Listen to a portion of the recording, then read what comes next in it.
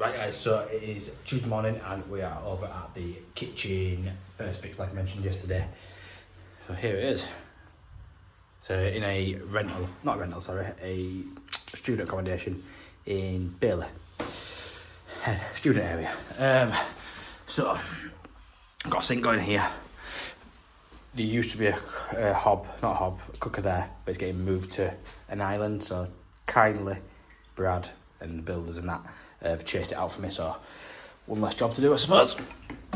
So gas, we'll just either sweat this off or cut here and loop back round. Might see about sweating it off, clean it up, elbow. Might try get it in the floor with no fittings, might try bend it, but we'll see how confident I'm feeling. And then sink, it's just sink, we've got no washing machine, but it's a Belfast going in, so need to get them out pretty low, and I've got to connect this waste back into this waste because there's a sink at the other side for the utility. So I've got to drop this down, T, elbow, because move these mechanical fittings. Don't like them hidden away behind units, because if anything's going to leak, it's going to be them. So yeah, first of all, we're going to get the pipework sorted. We've got the water off, but it's dripping slightly, so it's a bit of a pain. So this one's fine. Is it fine? It says no, there's water there. So it's all on push fit at the back of there, so I might just disconnect them and do it all out of place and then just push them back into place basically. We'll get rid of, I'll probably just renew that compression elbow on that one. I think it might be the easiest option, to be fair, because at the moment as it stands I can't solder because it's dripping. I do want to look at getting press at some point, maybe this year, if not definitely next year. I keep putting it off because it's ideal press, especially for this situation. We've got a little bit of water left in the pipe. I can crimp straight onto that. Where we solder, it's not going to happen. So yeah. So what we're going to do here is, this is my hot, so this is just going to come. I'm going to take it out of there, down elbow, and straight out, and then this is my cold, which then links back up to upstairs. So I've got somehow find room. I've got a elbow down. Does it go down or just go up? I don't know. I might take this brick out, maybe, and put that to an elbow so it's not in the way of the cold pipe, because what I can do here is put a T on there, go straight up across into there. If I've got to use a compression or a push speed for elbow on that, so be it, but we'll see. And then come down, same as the waste pipe, bring it straight through the wall, straight out come through the back of the units, and then with the hot we'll do it out of place. Probably this one is solder it down and across and out, and we can pop that into place. So pretty straightforward, nice easy first fix. We'll do a lot of it out of place using the Monument Masters sweatbox, because like you've probably seen in, whether I don't know when this video is going to come out, when I do the toolbox retard, you can use this and you can actually solder it in place with this box. It clamps down and holds your pipe into place like so, and you can solder there and it's not going to melt the box. This is like a silicone rubber, so it's heat proof. So yeah, it's a really good bit of kit, so do go check out my review and toolbox tour of this Monument Masters sweatbox. Right, so hot and cold are done. Well, we haven't turned water on yet, but I think we made a good job of a bad situation there. Managed to get the pipe to stop dripping, so I managed to solder that, but this one would continue dripping, so I just had to disconnect the compression elbow like we said. I'm yet to cut this off. I'm not 100% sure whether that was working or not. I mean, is still piped up or not, because the washing machine was over there.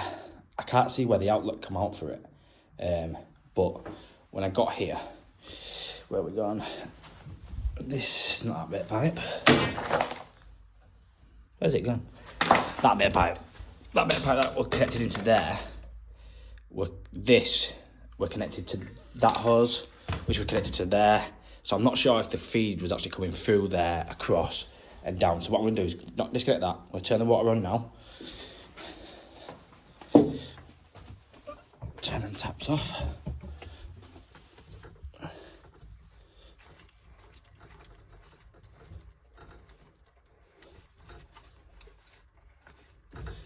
It's always a bit of a suspense, isn't it, when you turn the water back on.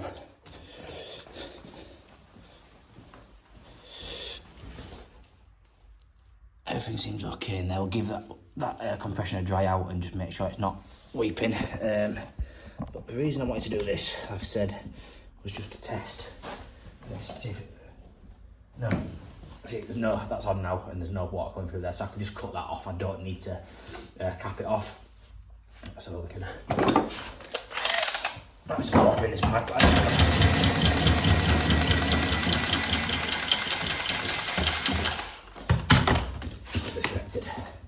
Cool. So, now all that's back on, we can get the waste pipe done. So, let's have a look. We're going to need to come out here at the side of this, so I might have to either extend that down, or we'll do something, we'll work it out. Across, need to bring a T out, back down, across, and then to that fitting like we said before. So we'll get that done now, and then over to the gas.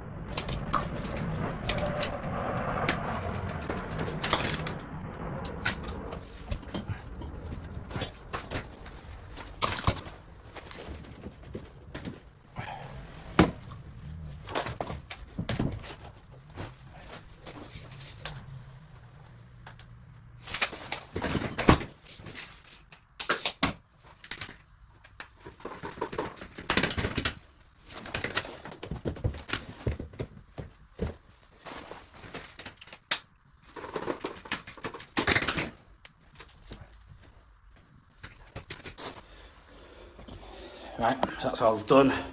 So I've got a couple of clips in there. I won't bore you putting clips in.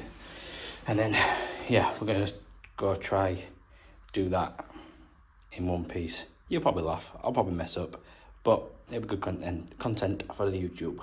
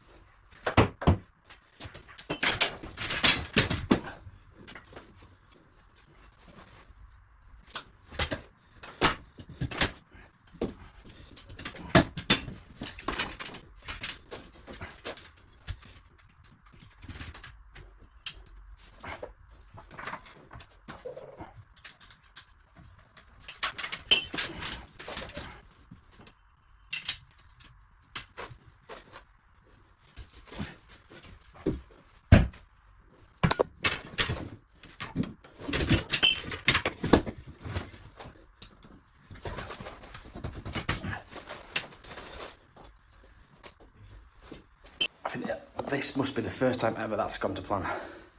I'm not good at bending, just to put the disclaimer out there. But I managed to get it all in one piece. So just a couple of elbows to put on there, and then we've just got to cap that pipe off ready for the island. Probably cut it down a bit so it's not in the way. And before anyone says anything, we're gonna tape this pipe up so it's protected and not exposed to the concrete when they patch it back in.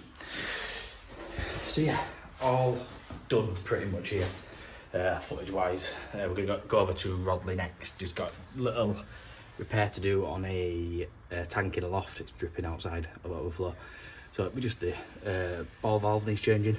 So I've grabbed a couple from the merchants already, so we've got everything there, get job done. So hopefully get some footage over there. So if we do, I will see you guys over there. Right, so here we are in Rodley, just jumping into this loft. No one told us as a plumber, as an apprentice, when we first started out, that we'd have to be an acrobat and have to balance on loft joists, and jumping into lofts, it's a bit of a, more than it's cracked out to be fair.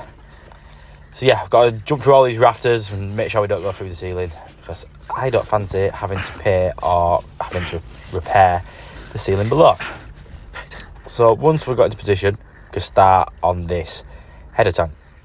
Right, so you can probably see here that the fill valve is just passing and it's overflowing and pouring it outside. The customer rang and said they had water coming through the overflow pipe outside in the back garden. So they called us. I knew straight away what it'd be.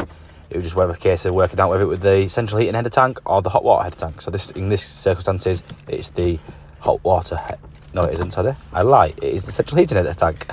So all we had to do, luckily, was isolation valve up there. We isolated the cold water coming in. Basically, cracked the nuts and disconnected the isolation valve, and then removed the old ball cock fill valve, whatever you want to call it. So with the old one removed, we get the new one all set up so the float is at the same level as the old one. Take the back nuts off. So this comes with two, put one on the inside and one on the outside just to clamp it together. You may need to force the fill valve down a little bit, especially with the tank being overfilled already. So tie that in position, make sure it's in the right position, because it can twist round if not tight enough. And then we'll twist our float round so it's not catching on the side of the tank. Give it all a nip up and tighten up the isolation valve to the new ball cock fill valve. Like I say, what does everyone call them? And reinstate the water, make sure there's no leaks. If there's a leak, you just change the fibre washer in there. And I'd advise to give it a good 10 minutes just to make sure that everything's stopping, there's no leaks. Another job done. While we're up there, we check the hot water tank, make sure that was not passing as well. So yeah, on to the next one.